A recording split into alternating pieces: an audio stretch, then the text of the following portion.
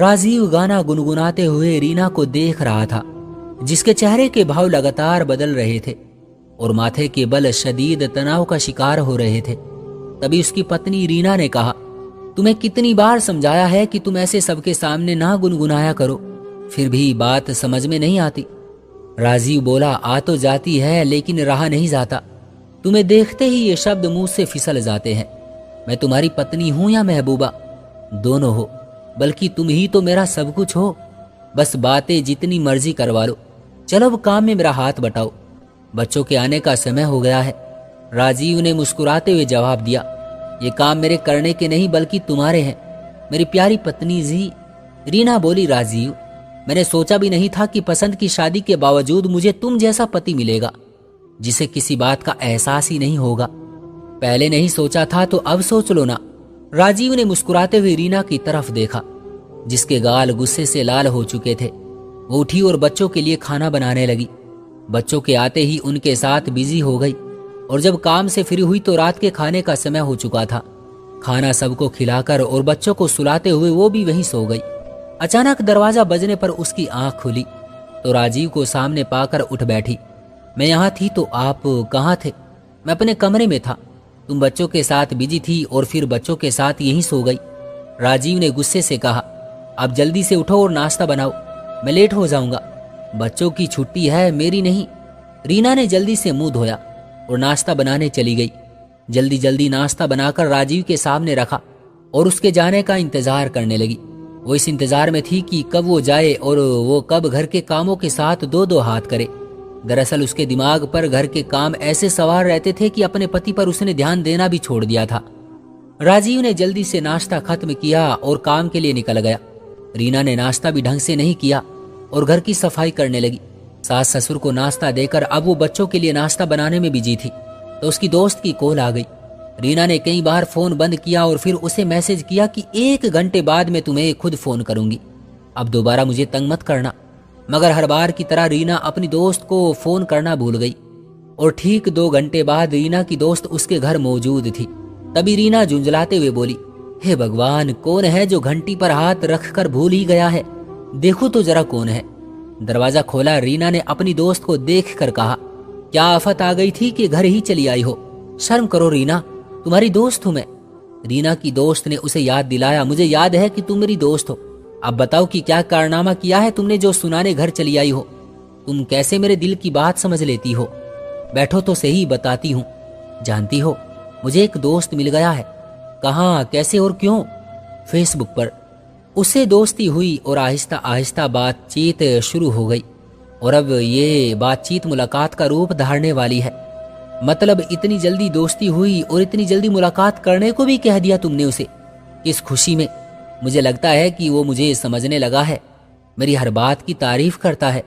जानती हो रीना, तुम्हारे उस कजन से तो बहुत अच्छा है जिससे मेरी मंगनी कर दी गई है। अमित को तो मेरी पसंद नापसंद का इतना पता भी नहीं है जितना राज को पता चल गया है, और मैं जब भी उससे बात करती हूँ तो मुझे समय का पता ही नहीं चलता।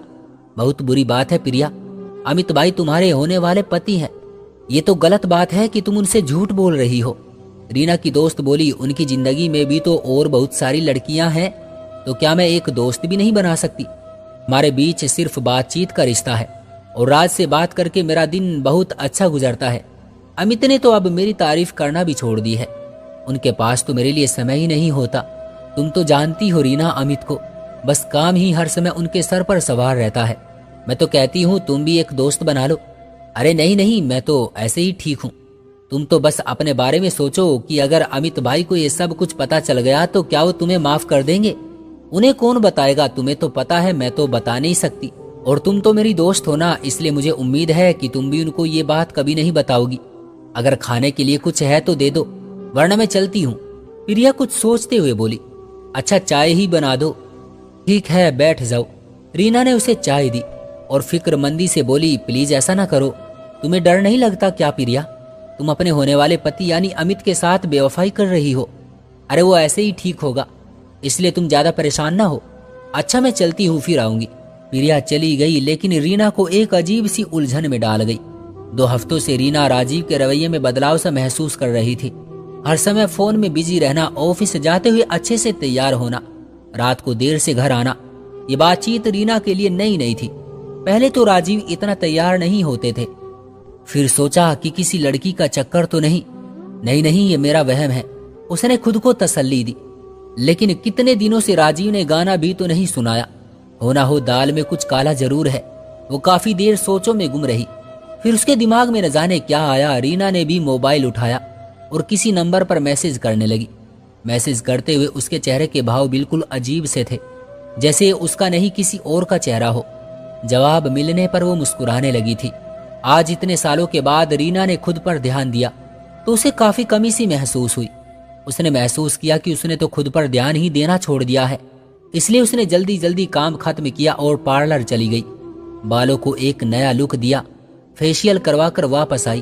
वापस आने के बाद वो कई बार आईने में अपना चेहरा देख चुकी थी। मैंने कैसे खुद को बुला दिया है, इतने सालों से अपने ऊपर ध्यान ही नहीं दे सकी। अब वो खुद को कोस रही थी। अब रीना और राजीव हर समय फोन में बिजी नजर आते। एक दूसरे से बात करने का मौका भी कम मिलता और रीना ने अपने काम की रफ्तार को बढ़ा दिया था। सुबह समय से पहले उठ जाती, समय पर सारे काम खत्म कर लेती और फिर रीना ने मन बहलाने के लिए आधे घंटे के लिए बाहर जाना शुरू कर दिया। उससे रीना की सेहत पर भी अच्छा असर पड़ा था। वो पहले से ज्यादा तरोताजा दिखने लगी थी। लेकिन अब राजीव उस पर ध्यान नहीं देता था। दरअसल रीना ने भी एक दोस्त बनाकर उससे बातचीत शुरू कर दी थी और कई बार उस व्यक्ति से पूछ चुकी थी कि क्या आपको अपनी पत्नी बिल्कुल भी पसंद नहीं है। पसंद है, मेरी पसंद की शादी हुई है, लेकिन आजकल वो मुझसे सीधे मुंह बात ही नहीं करती। आप जैसी हो जाए तो क्या ही बात है। रीना ने सिर्फ अपने हाथों और अपनी आंखों की तस्वीरें उसे भेजी थी। उसकी आंखों पर ही फिदा हो चुका था और अब बार बार रीना से मिलने की जिद कर रहा था। रीना ने उससे मिलने का प्रोग्राम बना लिया, लेकिन दिक्कत घर से निकलने की थी। वो ऐसे समय में उससे मिलना चाहती थी जब राजीव घर पर ना हो। मंगलवार था जब राजीव घर पर ना हो।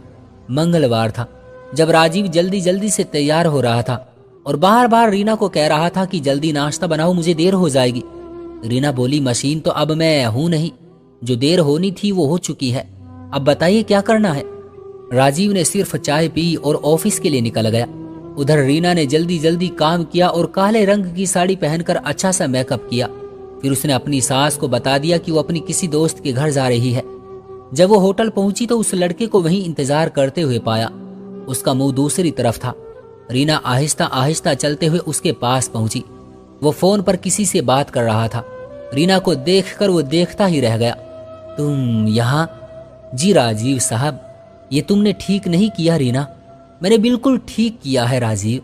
जब मेरी दोस्त ने बताया कि मर्द घर के कामों में बिजी रहने वाली लड़कियों को पसंद नहीं करते, इसलिए मुझे किसी और से दोस्ती कर लेनी चाहिए और आपको जलाना चाहिए ताकि आप मेरी तरफ झुक जाएं और मुझ पर ज्यादा ध्यान दे।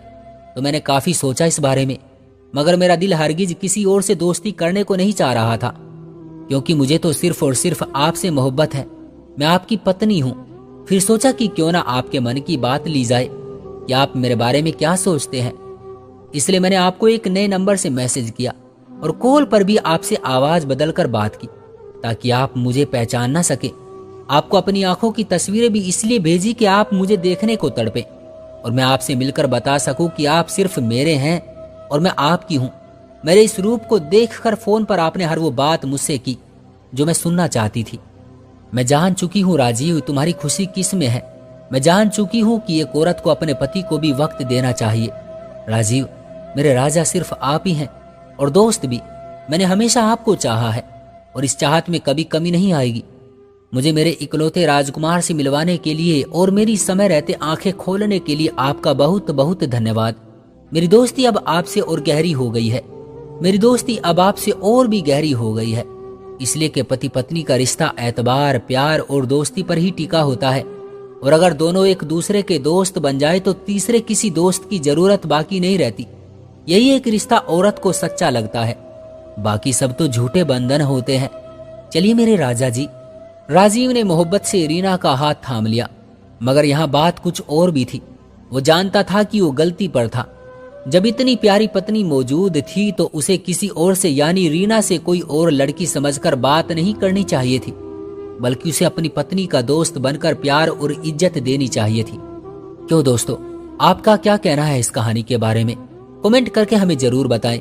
वीडियो को लाइक कर दीजिए और इसी तरह की कहानियां लगातार देखने के लिए चैनल को सब्सक्राइब कर लीजिए और साथ में घंटी को दबाकर ऑल पर सेट कर लें ताकि आने वाली वीडियो आपको तुरंत मिले। मुझे दीजिए अगली वीडियो तक इजाजत। तब तक के लिए धन्यवाद।